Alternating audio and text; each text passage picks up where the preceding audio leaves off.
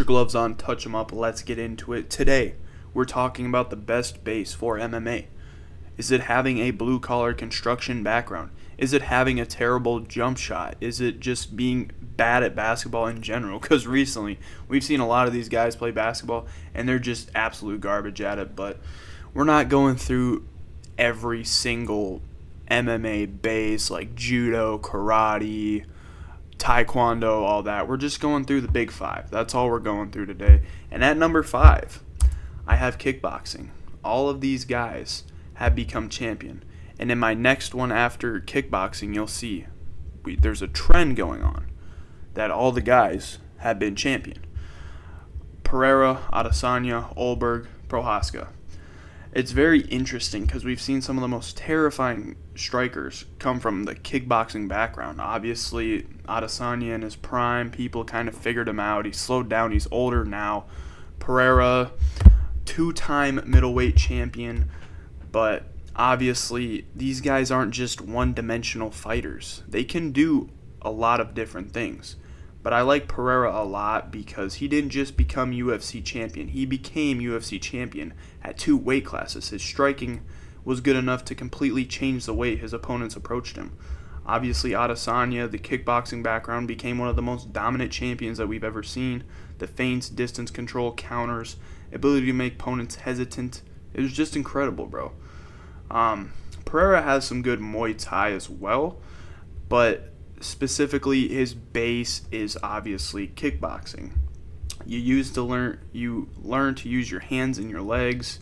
You can attack from more ranges. It's a lot better. Kickboxing is very good for the longer, rangier opponents or fighters. You can attack the body, combinations. You can become really dangerous at range, but it's a huge weakness in my opinion. You can't put kickboxing any higher than this. I just don't think there's better bases to MMA than just kickboxing. And obviously there's amazing champions from other organizations, but today we're specifically talking about the best base for MMA, just UFC fighters, because there's a lot more in this list you could throw on here. But if you have elite kickboxing but your wrestling and grappling is mediocre, a great wrestler will just change the game, unless you're Pereira. Pereira is a different breed. However, this jump to heavyweight, I don't like it for him a lot. I really think it was a poor decision, and I do not think he's going to do well at heavyweight, because if he does end up fighting a guy like Aspinall or even Hokit, I think it causes some problems. I know Josh Hokit's like the heel, and Josh Hokit's going to lose to the first good fighter he fights, but Josh Hokit is a good wrestler. That is his base. It's wrestling. Kickboxing is a great striking foundation, but MMA is obviously more than just striking. At number 4, we have boxing. Again, every single fighter here has been a champion. Before the boxing fans get mad, I'm not saying that boxing is bad for MMA. It's like elite boxing. You're incredibly dangerous. You got Max Holloway, Joshua Van, Sean Strickland, Peter Yan, Ilia Topuria. These guys are all amazing. Holloway became one of the most statistically prolific strikers in UFC history against Calvin Kattar. Poirier, another guy. He developed one of the best games because of his boxing. Max, just ridiculous volume in his striking, but boxing just not about the output. It's also about the defensive striking, and that's why I've included Strickland in this picture. He is an amazing defensive striker. That is a reason that Sean Strickland is a champion right now. Joshua Van, incredible speed. Peter Yan, more of a well-rounded fighter, but his boxing, I feel like, is amazing. Obviously, Ilia Topuria, going to be one of the greatest of all time in boxing. But Max Holloway, dude, this is when we first saw, okay, boxing is a good base for MMA. 445 significant strikes landed against Calvin Kattar. But the problem with boxing as your primary base is you're not worrying about the leg kicks. If you get pinned, like we seen this with Max Holloway and Charles Oliveira, we're wondering, maybe Max is, like, we'll see his ground game. Even there's people talking about Khabib Nurmagomedov.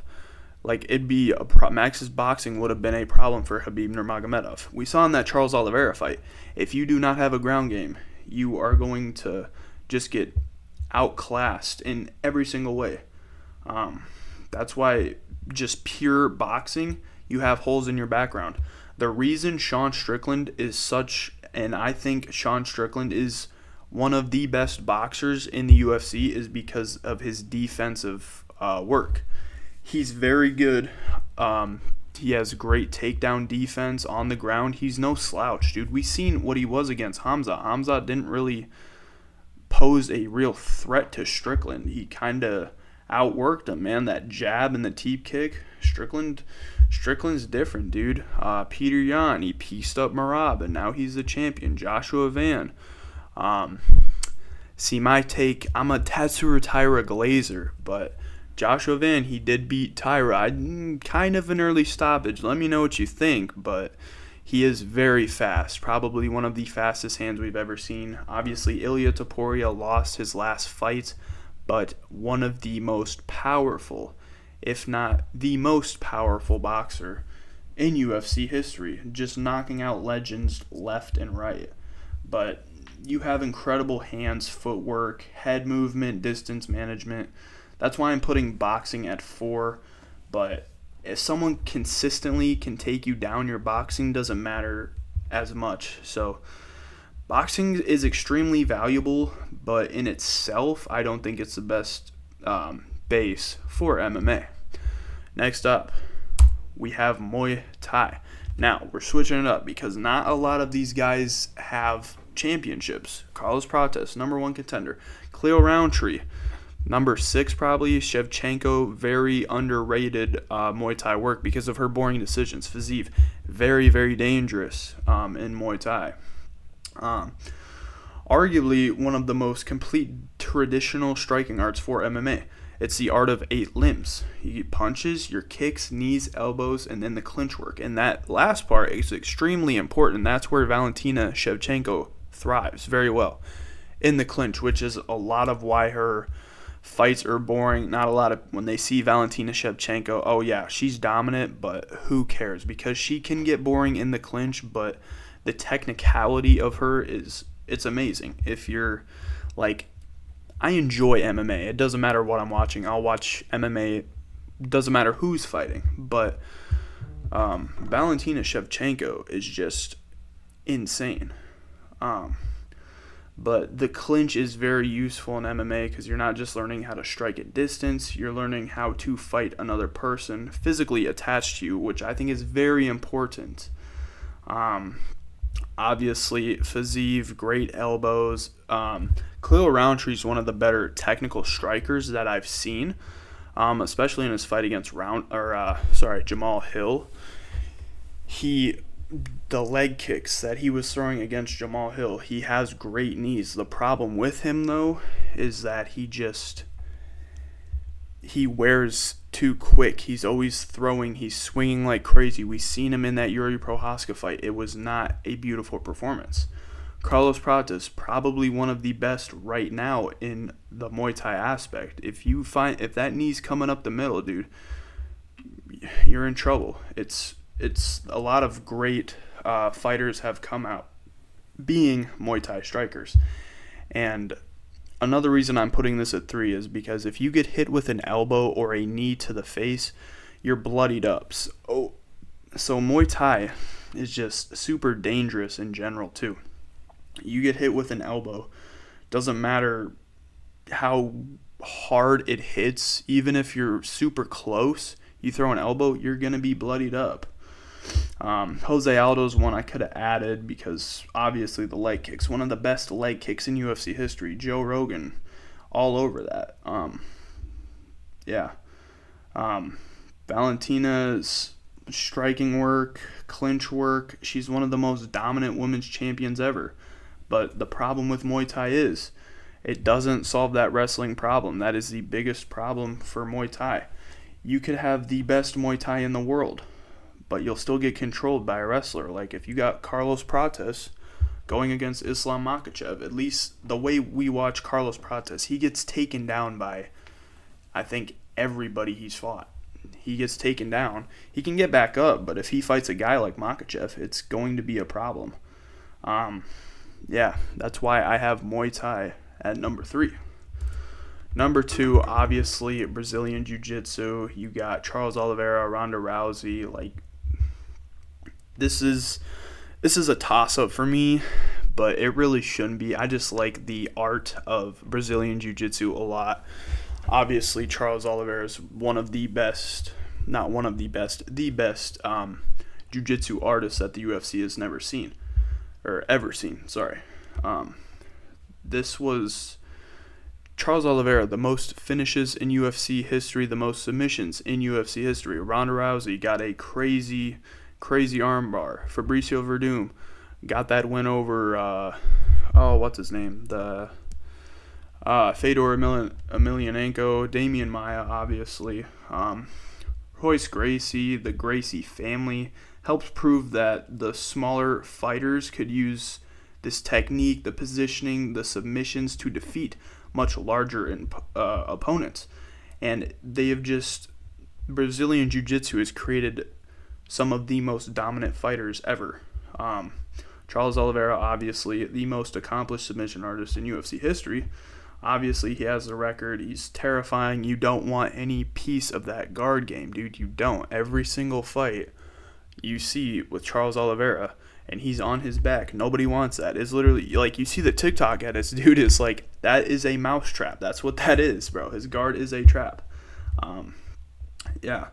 Jiu-Jitsu is just beautiful. A lot of people that are casually watching the UFC do not like Jiu-Jitsu, obviously, and I understand it because it's a hard thing to, like, you can tell if you're a hardcore, you're looking into, okay, he's moving to half guard, he's trying to get over to side control to get the arm triangle, you know, they're sitting there, he's trying to get his leg over to get fully to side control.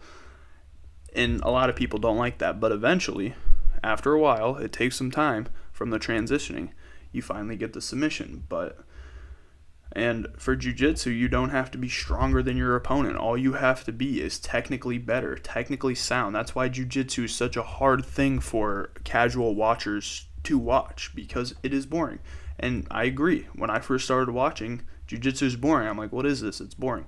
But it is very, very effective. But obviously, you can't put jiu-jitsu at number 1 because your jiu-jitsu can be amazing once you're on the ground. But as we saw with Charles Oliveira against Islam Makhachev, he got submitted by Islam Makhachev. And that just shows you how good Islam Makhachev is. When the fight's on the ground, dude, that wrestler, if it's a dominant wrestler, he is not going to be able to...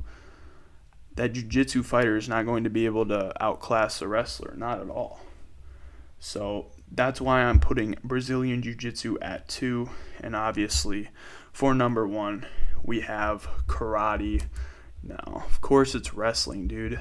Some of the greatest fighters ever, the wrestlers. This is the base you need to be good at MMA. It's been a weird year for wrestlers. Obviously, we've seen 2 of them lose their belt, Khamzat Chimaev and Merab Dvalishvili. But it's really not close in wrestling. It's just not. Look at Khabib. Look at Islam. He could break the record tonight for Anderson Silva's win streak. It's because he's such a dominant wrestler. Merab defended his title multiple times. We've seen what Chimaev has done to people. We see Arman Tsarukyan dominating all the time. Like, even GSP, DC, Kamaru Usman, the list goes on. There's so many more you could have put in here, but it's control, dude. If you can get control of somebody on the ground, that's all you need. That's the biggest thing, is control. If you're a great wrestler, you can decide where the fight takes place. If you want to strike, you can strike. If your opponent starts getting comfortable in the striking, take them down. If they're dangerous off their back, pass the guard.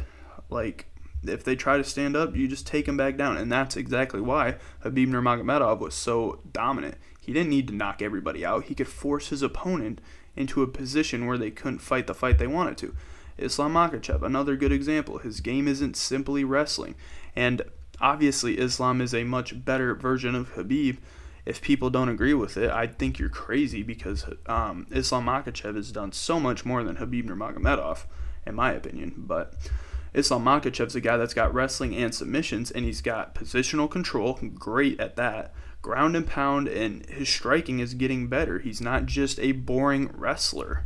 Everybody wants to talk about the Jack Della Maddalena decision he had, and I agree, that was very, very boring. But he has finished a majority of his opponents, at least his last couple opponents, he's finishing them. He's not going to these boring decisions. And that's just why wrestling is the best base for MMA. It gives you the ability to force your opponent to deal with your game. You can build Brazilian Jiu-Jitsu on top of wrestling. You can build boxing on top of wrestling, kickboxing, Muay Thai, whatever. The best wrestlers, they're not staying wrestlers. These guys are all becoming well-rounded, and Islam Makhachev is the best example of this. Merab Dvalishvili, he was feeling his hands, not in the recent fight against Peter Yan. I think he looked better, but the fight with Corey Sandhagen, I thought he looked a lot more comfortable standing up. Arman Sarukian's more of a well-rounded fighter, I think, but his wrestling, that's his base, dude. So these guys are very well-rounded, and a majority of these guys that I put on this list are super well-rounded, but obviously you have to take wrestling as the best base for MMA. But if you really want to get into the nitty-gritty stuff, dude, being bad at basketball is that's the best base for MMA, dude. It just is. Thank you for watching. Like and subscribe so I can start doing fight companions. Thanks for watching.